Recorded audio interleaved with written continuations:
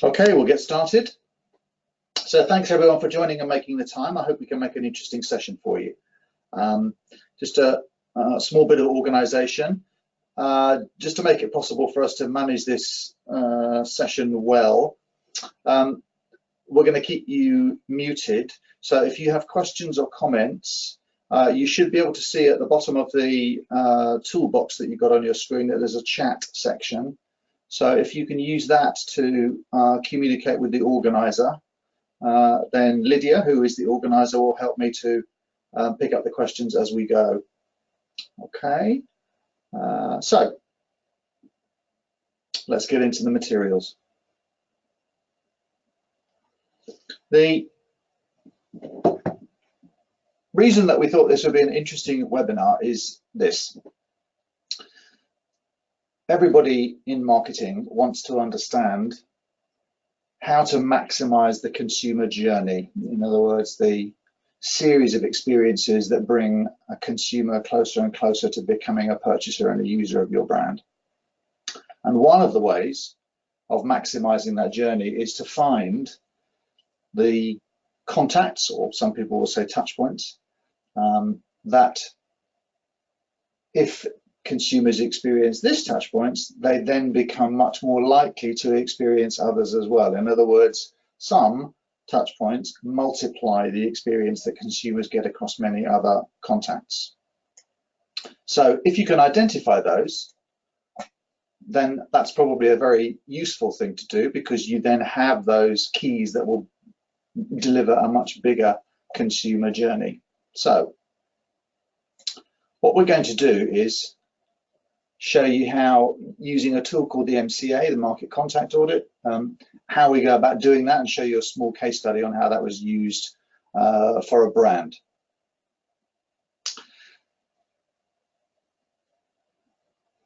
The first thing to say is the way that this tool works is through voice of consumer research. So the data that is gathered is done through consumer survey, through a very specific type of consumer survey, very typically done online. And what we are able to do is to gather information from consumers in a category on all of the contacts that they have from your brand, from competitors' brands, from other consumers, from professionals, and in all environments, from mass media and digital through direct marketing and customer marketing, to in-store dealership experiences and so on. So the tool that we're going to use is very specifically designed to give you a big helicopter view about all of the contacts. And because it's voice of consumer research, it allows us also to distinguish between types of consumers. Okay. And what the survey delivers is a currency of measurement called brand experience points. That's how much consumers are experiencing brands through each contact and what those are worth, using a single currency. Okay, so what we're going to show you now is a way of using that currency to understand how you can identify the domino multipliers.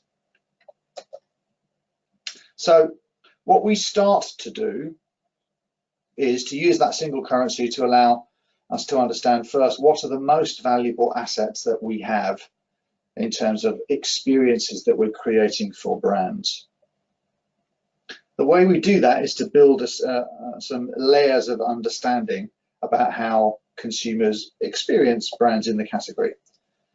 The first layer is to understand which contacts can help you to influence and potentially to differentiate yourselves from your competition. So from the data we get from the consumer survey, we build a matrix that looks like this. So the vertical axis here is showing you the influence of contacts. So contacts that will appear at the top of a map like this show you that they are highly influential in terms of helping people to choose between brands in a given category.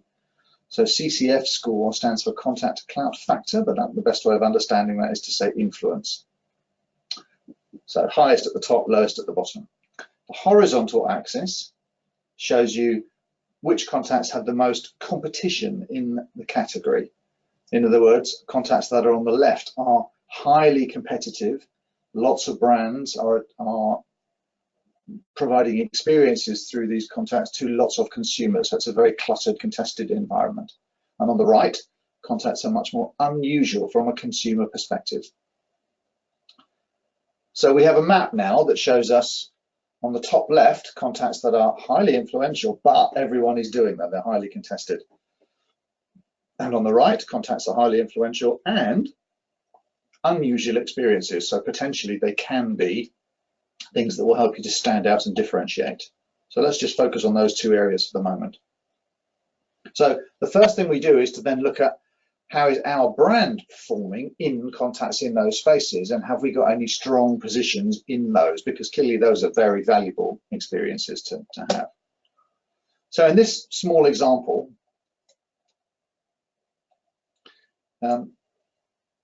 what we're looking at now is a brand's performance on a contact which is in the top right of that previous map. So the small mnemonic on the top right there shows you that we're looking at what we call the leadership cluster, those contacts which are highly influential and can be differentiating. What the graph is showing you now is a brand's performance versus its fair share on all of the contacts, and this happens to be one from a healthcare brand, a healthcare category example. So what we're seeing here is that one of the contacts that was in the leadership area of that map was the schools program. So it's an education program through schools. And brand A in the dark blue has a really strong position in this contact, meaning it's achieving much more brand experience than you would expect given its overall size as a brand. So it's punching well above its weight. So the first thing we've done is identify in a contact which is influential and differentiating, we have a very strong position to leverage and to protect. Okay. Now, the next thing to understand is that also something that helps people to have a bigger consumer journey? In other words, if they experience this contact, does it enhance the likelihood that they will then see other contacts from the same brand? So what we do now is to go to respondent level data in the survey.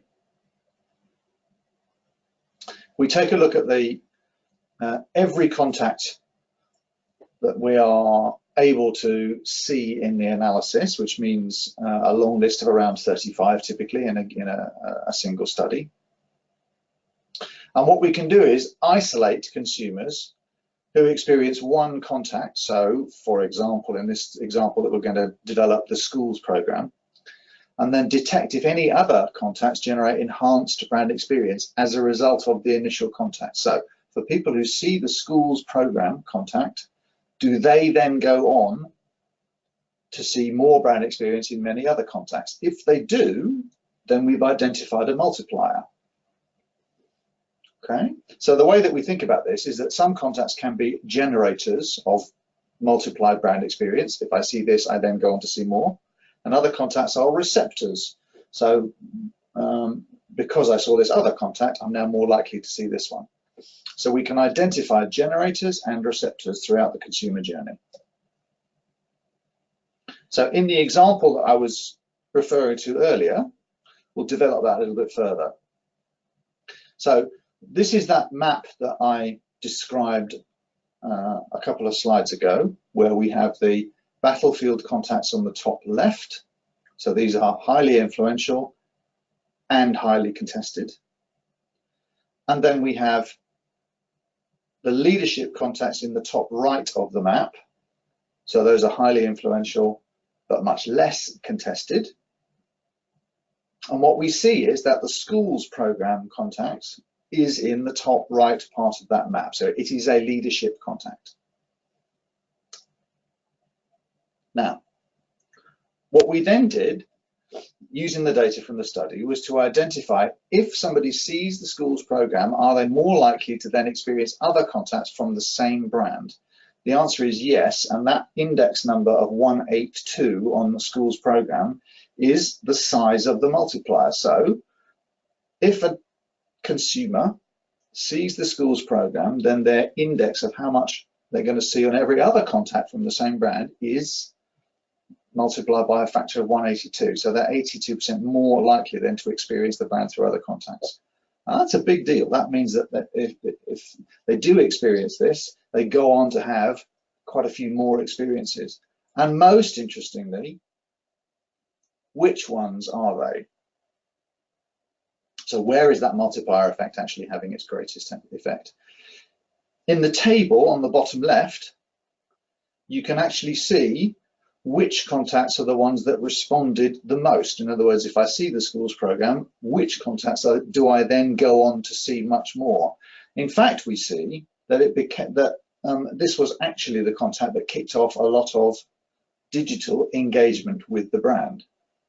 Okay, if you see the contacts described as video ad, search engine, brand social media pages, retail social media pages, and so on, those indices describe how much more likely consumers are to experience those contacts if they've seen the schools program, as opposed to people who did not see the schools program. So it's very clear that this contact schools program actually kicks off the digital dialogue with the brand.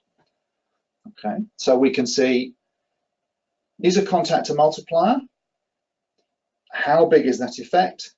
And where is that multiplier effect happening through which contact? So that's what we've been able to identify from the data in the study. Now, that's useful to know. It's also kind of important to understand, because nobody exists in isolation in marketing. We exist in terms of within a competitive environment. It's also very useful to understand where competitive threats are coming from. Okay, so in the study, we have our own brand, and we also have all of our competitor brand experience. So we can do an analysis that looks like this. This is looking at the same healthcare study, but now we're looking at what we describe as the battlefield contacts. So those are the ones that in that map of the category are on the top left quadrant. So they're highly influential, but they're highly contested. Now we're looking at which contacts are we winning in this area, and the dark blue lines show us how we're performing. So our brand, brand A, is actually performing very well on special packs in store. So it's kind of a promotional technique at point of sale.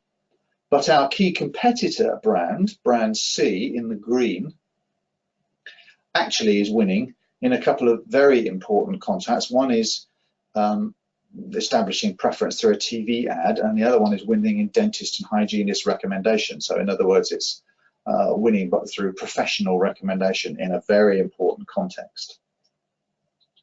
Now that's important to understand, because it tells you that we are winning by closing deals at the point of sale, but our competitor is actually stronger than us at building preference before people get to point of purchase.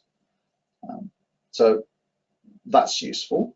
And then if you look at the same understanding of multipliers, you find something else really important. For the key competitor, when we did the multiplier analysis, we found that in two contacts, dentist and hygienist recommendation and ad materials in clinics, so putting materials into healthcare environments basically, that the competitor brand was actually getting a large multiplier, so you can see indices of 138, 126 in those contacts. And that's important because our brand is not generating a multiplier in those contacts. So what it's showing you is, from a competitive point of view, are our competitors stronger than us in any contacts? And most importantly, how are they building their consumer journey?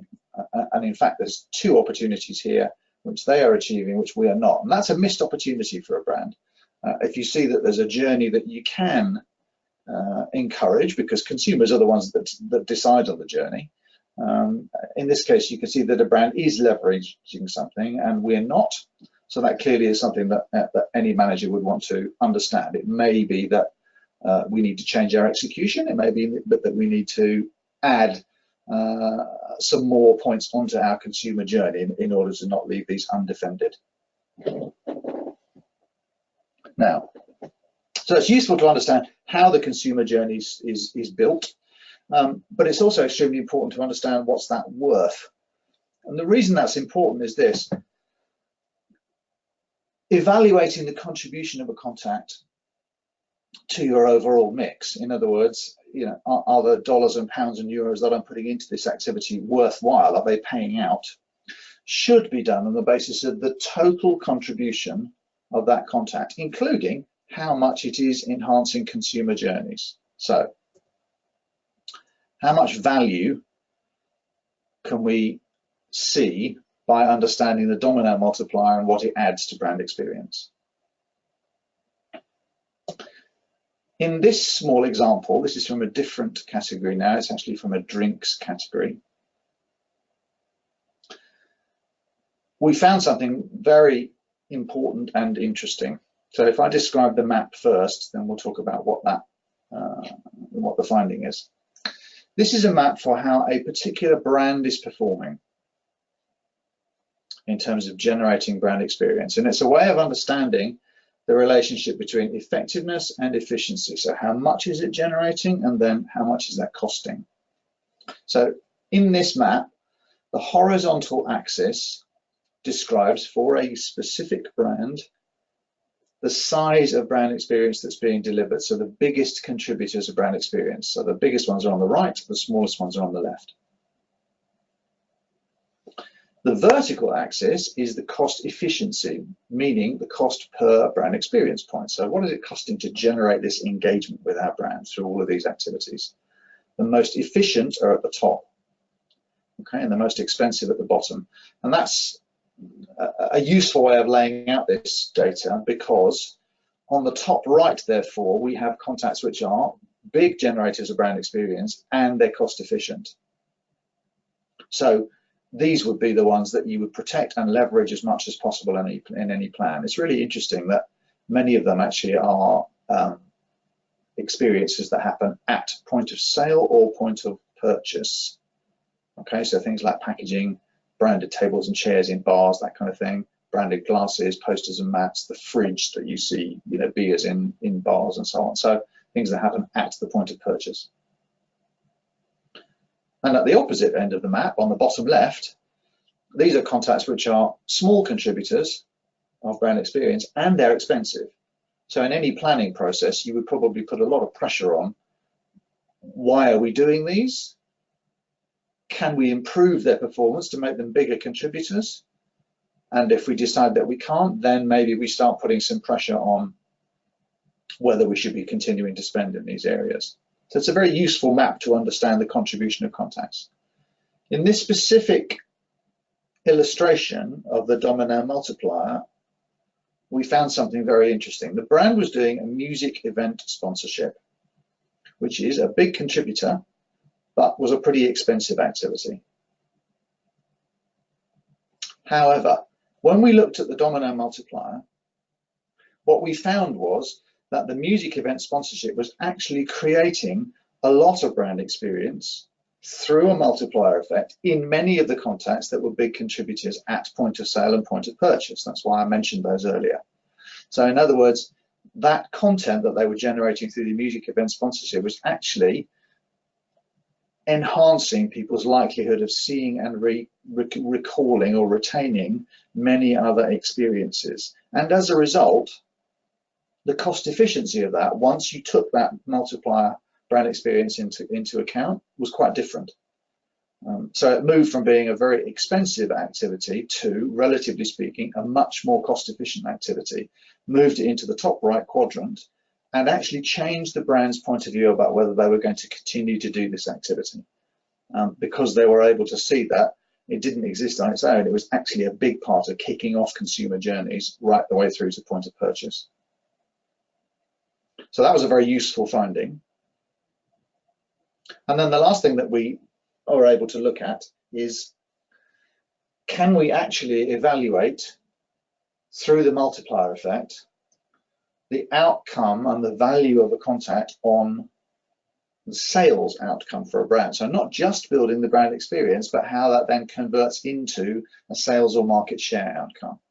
And that in the end is the whole point of this tool and tries to get to the answer that we're all understanding. To build a line of sight from, number one, where am I spending my money, to how much brand experience or engagement is that achieving with consumers using the single currency MCA tool, and then through to how is that converting into a sales or a business outcome.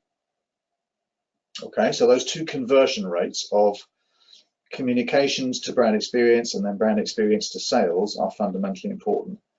I'm going to show you an example now of what that line of sight looks like for, in fact, this is a brand that operates some flagship stores for its brand in the technology category.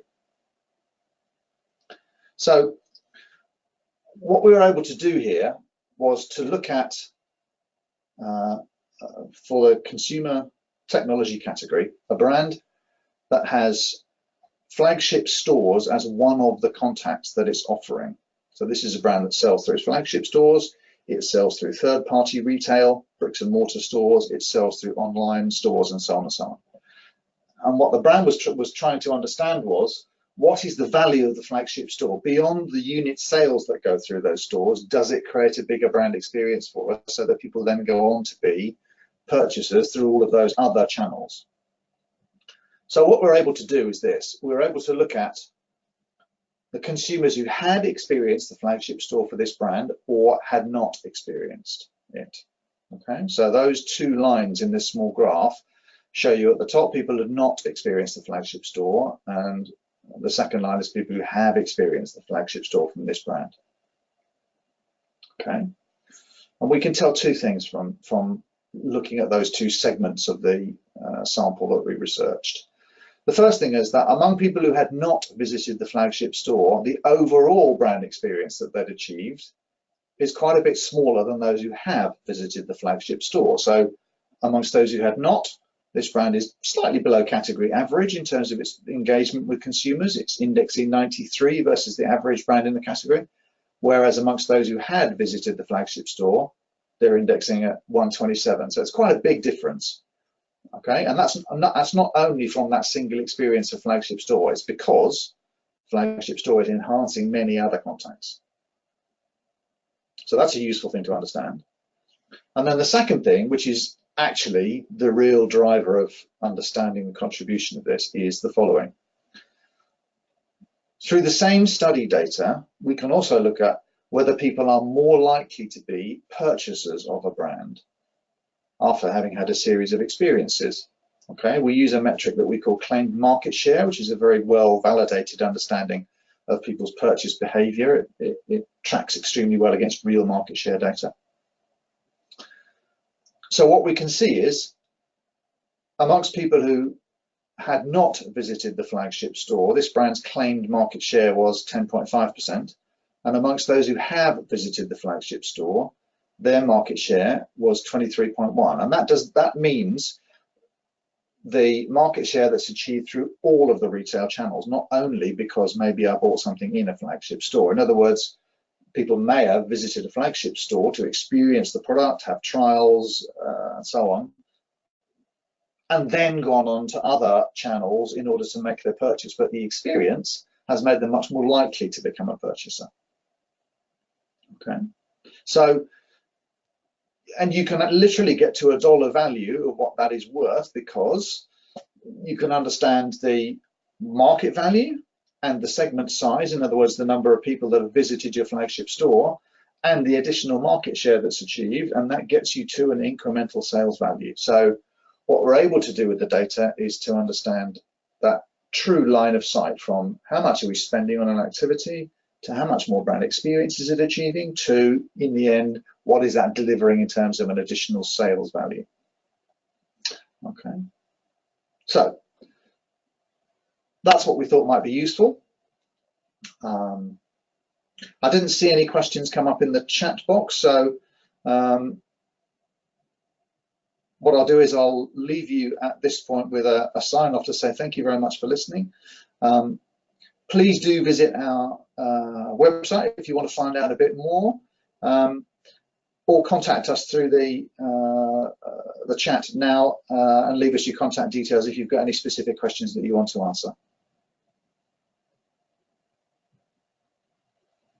Thanks everyone for listening. Have a great day.